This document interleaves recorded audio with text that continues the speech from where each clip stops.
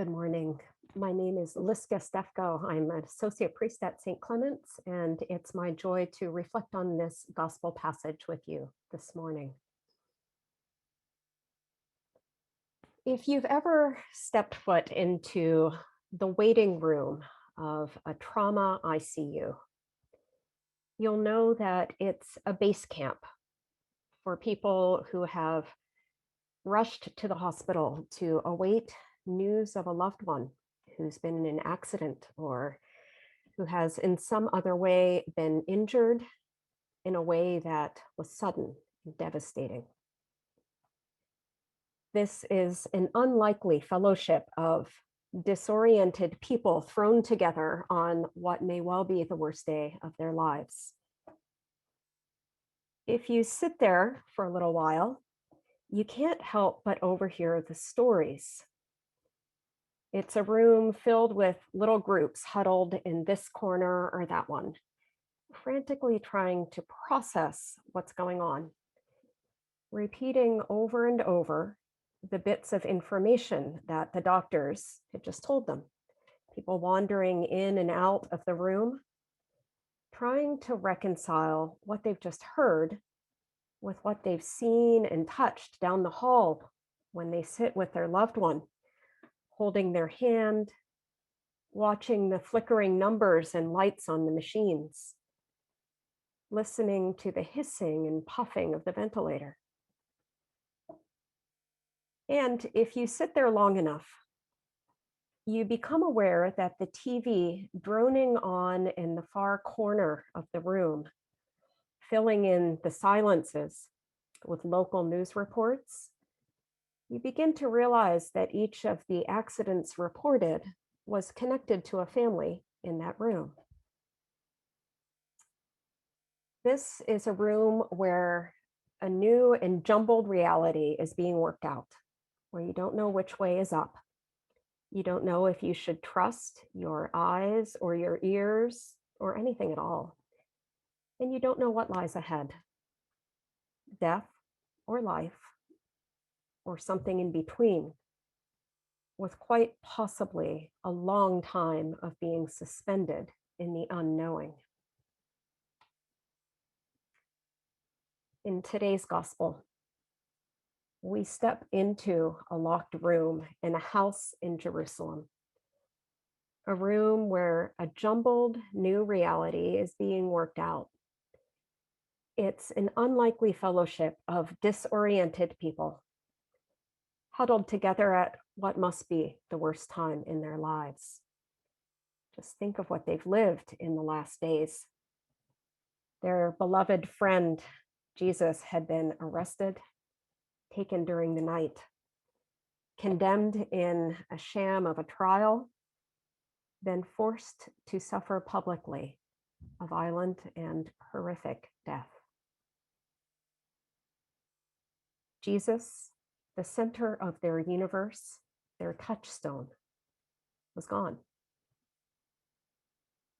And now here they are, those left behind, locked in a room together, stunned by all that has happened so swiftly, going over the if-onlys. There was Peter, once so quick to proclaim Jesus as Lord. If only he'd defended him instead of denying him. James and John, the sons of Zebedee, if only they'd spent less time arguing about who was the greatest. Only John and the women had had the nerve to stand right there at the cross. And now they're silent, holding the pain of all they had witnessed close up. Missing was Judas, who had ruptured their close circle by turning Jesus over to the authorities, and then ending his own life. Suicide, such a complicated reality for those left behind. If only they'd seen it coming. Also absent was Thomas.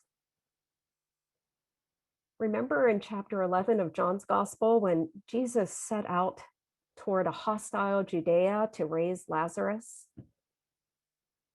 The other disciples second guessed Jesus for heading into harm's way. But it was Thomas who called out to the others, "Let us also go, that we may die with him." If only he'd been that brave when they arrested Jesus. There's no doubt that this was a broken and traumatized community. Into their midst comes Jesus. Somehow he gets in past that locked door. He bids them peace. He shows them his wounds. He doesn't demand an apology from them. He doesn't ask any questions. He just tells them, peace. Go out and forgive. And again, peace. But Thomas missed it. And when the others tell him, "You'll never believe what happened," he says, "You're right, I don't. And unless I see the wounds in his hands and put my finger in them, and unless I put my hand in his side, I will not believe."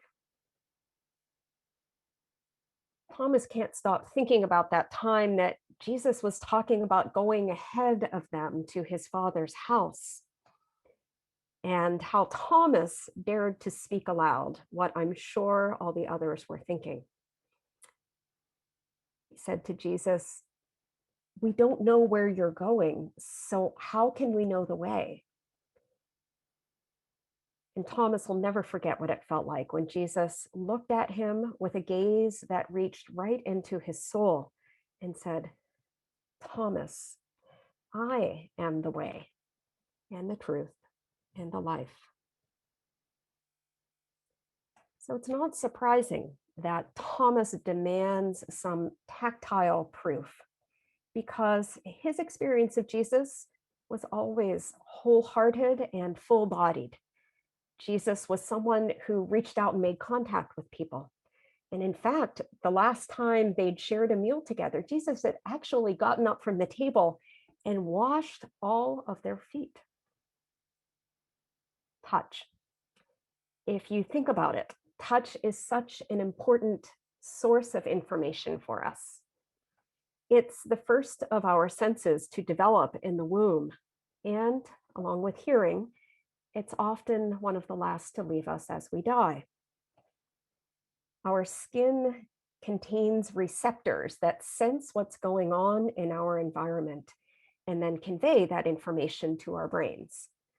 Things like heat or pressure or pain. And it's not just when we actually make contact with something, it's also when we're close to something. And we know from this past isolating and disorienting year that proximity, just being around others, matters. Yes, our sense of touch plays such an important part in keeping us grounded in reality. So when Thomas says he needs to be near Jesus or to touch him to know that he's really alive, that makes sense to me.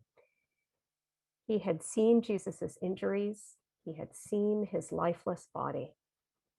And it's not hard to imagine why it seemed utterly impossible to him that Jesus could have returned to the others, alive, breathing, speaking. Only tactile proof could give him the information that he needed to shift his perception of reality. I think of a time a few years back that I spent a few weeks at the bedside of someone beloved to me in a surgical trauma ICU, praying and waiting and watching for him to open his eyes, until one day he did. And one of the things that we did in those first awake weeks was to go over the story again and again of what had happened, the accident, and then the weeks in the ICU. I tried to keep it simple, just the basics, but Often he didn't believe me. And the thing that made this clearest was when we went over where his scars were from. The one on your side, that's from the chest tube. The one on your leg, that's where they fixed your femur.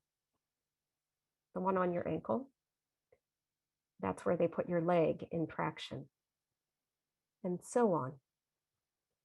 And I remember watching his face as his fingers traced his own scars, disbelief giving way to comprehension. Touching his scars was what made it real for him. Looking back on it, it was clear that those of us around him were witnessing a resurrection. But back then, we didn't know it. It took weeks and months, even years, for that to become clear.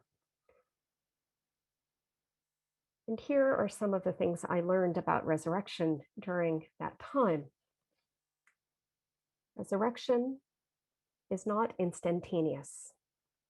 It takes place in small strokes over time. A thought, a word, an insight, a step. This runs counter to our culture where we expect a quick fix or an instant makeover. Resurrection does not equal perfection.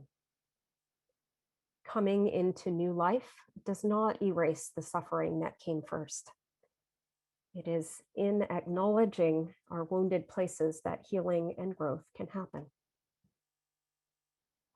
Resurrection requires faith, a lot of it. It requires people who can see what's possible to nurture and to call forth and to empower. At the same time, resurrection produces faith. Not a faith that resides in our heads alone or entirely in our hearts.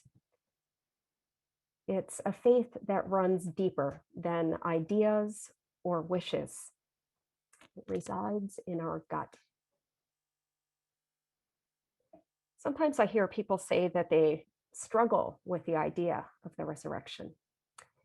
And I'd agree, resurrection as a mere idea doesn't mean much. But resurrection is a reality. It takes place in flesh and bone and sinew. It is something that you can sense and touch. And it is only as a reality that resurrection has the power to move us from doubt to belief, and from fear and trembling to peace and joy. Which brings us back to Thomas. History calls him a doubter, but I don't.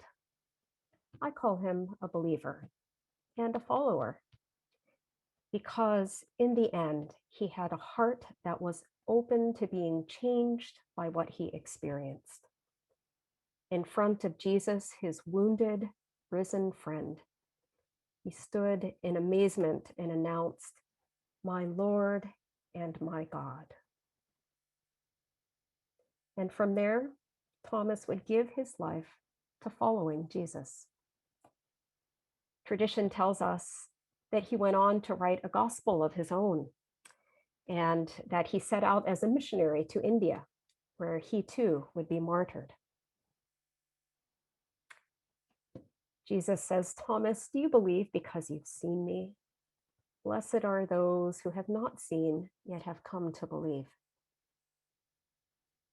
I don't think Jesus's point here, or the point of Christianity for that matter, is to believe without seeing or touching Jesus.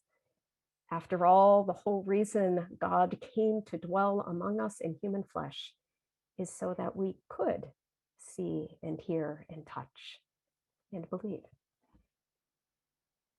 As followers of Jesus, I think we're supposed to look for him every day, wherever we are, in whatever we're doing, in the ordinary places of our lives, in the garden, at the table, on the road. And I think that we make contact with him precisely in and through our wounded places.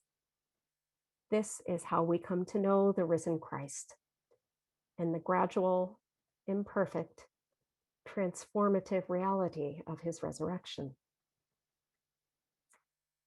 As Paul writes in 2 Corinthians, we are afflicted in every way, but not crushed, perplexed, but not driven to despair, persecuted, but not forsaken, struck down, but not destroyed, always carrying in the body the death of Jesus, so that the life of Jesus may also be made visible in our bodies.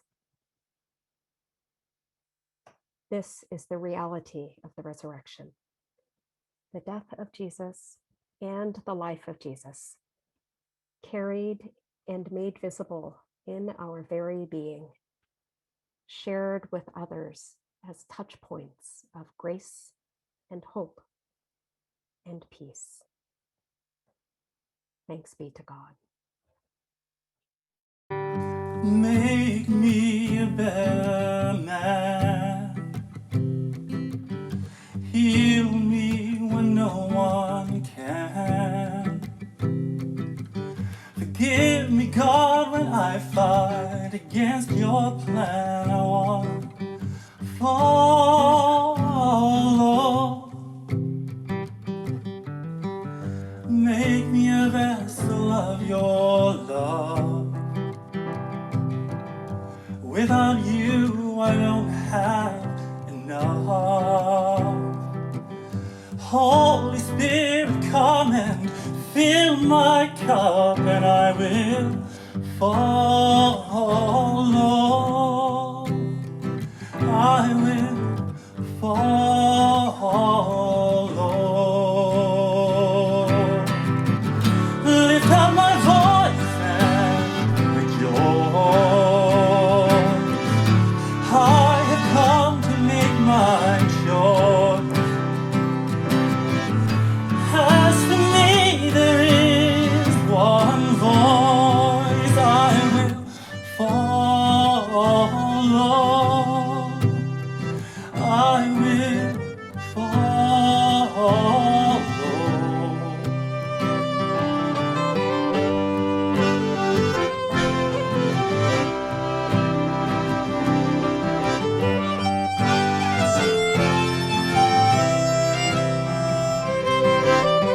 Don't turn to the right or to the left. Many are the roads that lead to death. The Father calls his children home again if they will follow.